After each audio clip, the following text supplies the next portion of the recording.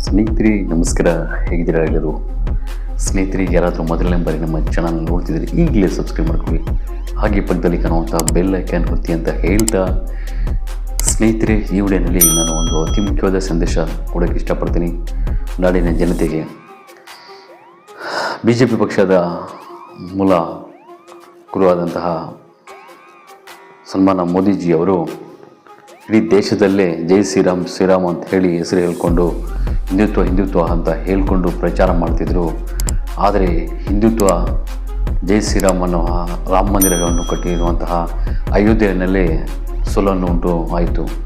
ಜನ ಸೋಲು ಕೊಟ್ಟರು, ಹೀನವಾದ ಸೋಲನ್ನು ಜನ ಪಕ್ಷಕ್ಕೆ ತುಂಬ ಸೋಲು ಕೊಟ್ಟರು. ಅದಕ್ಕೆ ಮುಖ್ಯವಾದ ಕಾರಣ ಏನಂತ ಇವತ್ತು ಗೊತ್ತಾಯಿತು. ಅದು ರಾಮ ಮಂದಿರವನ್ನು ಮೋದಿಜಿ ಸಾಹೇಬರು ಒಂದು ಭಕ್ತಿಯಿಂದ, ಒಳ್ಳೆಯ ಮನಸ್ಸಿನಿಂದ, ಸ್ವಚ್ಛತೆಯಿಂದ ಕಟ್ಟಿಲ್ಲ, ಬದಲಾಗಿ ಜನರಿಗೂ ಮತಗಳಿಗೋಸ್ಕರ ಒಂದು ನಟನೆ ಮಾಡೋ ರೀತಿಯಲ್ಲಿ ನಡ್ಕೊಂಡಿದ್ದಾರೆ ಅಂತ ಸ್ಪಷ್ಟವಾಗಿ ಇಡೀ ದೇಶಕ್ಕೆ ಗೊತ್ತಾಯಿತು. ಯಾಕಂತ ಹೇಳಿದ್ರೆ ಇಡೀ ದೇಶ ಕಾಯ್ತಿದ್ದ ರಾಮ ಮಂದಿರದ ಶ್ರೀರಾಮನ ಮನೆಯನ್ನು, ಶ್ರೀರಾಮನ ಮಂದಿರವನ್ನು ಒಂದು ಕೇವಲ ಕಟ್ಟಿಯ ಒಂದು 6 ತಿಂಗಳಾಯಿತು, ಆಗಲೇ ಸೋಲ್ತಿದೆ. ಅಂದರೆ ಕಲಪೆ ಕಾಮಗಾರಿಕೆ ಮಾಡಿ ಅಲ್ಲಿ ರಾಮ ಮಂದಿರವನ್ನು ಕಟ್ಟಿದ್ದಾರೆ ಅಂತ ಆ ಕೋಪದಿಂದನೇ ಆ ರಾಮ ಅಲ್ಲಿ ಸೋಲನ್ನು ಉಂಟು ಮಾಡಿದ್ದಾನೆ ಅಂತ ಜನ ಎಲ್ಲ ಇವತ್ತು ಚರ್ಚೆ ಮಾಡ್ತಿದ್ದಾರೆ. ಸ್ನೇಹಿತರೆ, ಇವತ್ತಿನ ದಿನಗಳಲ್ಲಿ ಒಂದು ಹಳ್ಳಿಯಲ್ಲಿ ಒಂದು ದೇವಸ್ಥಾನ ಕಟ್ಟಿದರೂ ಕೂಡ ಕನಿಷ್ಠ ಒಂದು 10, 15, 20 ವರ್ಷ ಆಗಲಿ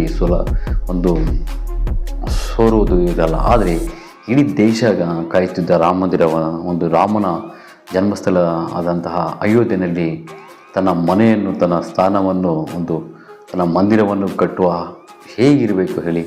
ಆದರೆ ಅಲ್ಲಿ ಕೂಡ ಕಲಪೆ ಕಾಮಗಾರಿಕೆ ಮಾಡಿ ಕೇವಲ ಜನರ ಮತವನ್ನು ಪಡೆಯೋದಕ್ಕೆ ಮೋದಿ ಸಾಹೇಬರು ಜೈ ಶ್ರೀರಾಮ್ ಅಂತ ಘೋಷಣೆ ಮಾಡಿಕೊಂಡು ಅಲ್ಲಿ ಚುನಾವಣೆ ಒಂದು ಅಭ್ಯರ್ಥಿಯನ್ನು ನಿಲ್ಲಿಸಿದರು. ಆದರೆ ಅಲ್ಲಿ ಹೀನವಾಗಿ ಸೋಲನ್ನು ಆಯಿತು.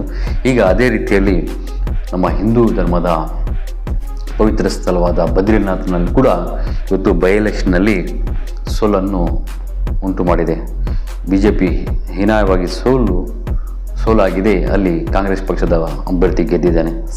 ಅಲ್ಲಿ ಕೂಡ ಅಷ್ಟೇ, ಅಲ್ಲಿ ಸುಮ್ಮನೆ ಹಿಂದುತ್ವ ಅಂತ ಘೋಷಣೆಗಳು ಮಾಡುತ್ತಿದ್ದ ಮೋದಿ ಸಾಹೇಬರಿಗೆ ಆ ಬದ್ರಿನಾಥ್ ದೇವರೇ ಅವರಿಗೆ ಸರಿಯಾದ ರೀತಿಯಲ್ಲಿ ಪಾಠ ಕಲಿಸಿದಾರಂತ ನಾವು ಹೇಳ್ಬೋದು. ಯಾಕಂತ ಹೇಳಿದ್ರೆ ಒಬ್ಬ ವ್ಯಕ್ತಿಯ ಮನಸ್ಸಲ್ಲಿ ಇರುವಂತಹ ತನ್ನ ಮನಸ್ಸು ಮತ್ತು ತನ್ನ ಯೋಚನೆ, ತನ್ನ ಮುಂದಿನ ನಡತೆಯನ್ನು ದೇವರಿಗೆ ಅರಿವಾಗಿರುತ್ತೆ. ಹಾಗಾಗಿ ಈ ರೀತಿ ನಡೀತಿದೆ ಅಂತ ಹೇಳ್ಬೋದು. ಈಗಾದರೂ ಮೋದಿಜಿಯವರು ಈ ನಟನೆ ಮಾಡುವುದನ್ನು ನಿಲ್ಲಿಸಬೇಕು. ಕೇವಲ ಶ್ರೀರಾಮನ ಹೆಸರು ಹೇಳ್ಕೊಂಡು, ಹಿಂದುತ್ವ ಅಂತ ಹೆಸರು ಹೇಳ್ಕೊಂಡು ಪ್ರಚಾರ ಹೇಳೋದೊಂದು ಮಾಡೋದೊಂದು ರೀತಿಯಲ್ಲಿ ನಡೀತಿದೆ ಅಂತ. ಯಾಕಂದರೆ ಈ ಮಾತು ಯಾಕೆ ಹೇಳ್ತಿದ್ದೀನಿ ಅಂದರೆ, ಕನಿಷ್ಠ 1 ವರ್ಷವೂ ಆಗಲಿಲ್ಲ, 6 ತಿಂಗಳಲ್ಲಿ ರಾಮ ಮಂದಿರ ಸೋಲುತ್ತಿದೆ ಅಂದರೆ ಅದನ್ನು ಅರ್ಥ ಮಾಡ್ಕೋಬೇಕು. ಯಾವ ರೀತಿ ಇವರು ಎಷ್ಟು ಭಕ್ತಿಯಿಂದ ಇವರು ಮಂದಿರದನ್ನು ಕಟ್ಟಿಸಿದ್ದಾರೆ ಅಂತ ಹೇಳಿ ಯೋಚನೆ ಮಾಡಬೇಕಾಗುತ್ತದೆ ಸ್ನೇಹಿತರೆ. ಹಾಗಾಗಿ ನಾನು ಇಲ್ಲಿ ಜನ ತುಂಬ ಬದಲಾವಣೆ ಆಗ್ತಿದ್ದಾರೆ.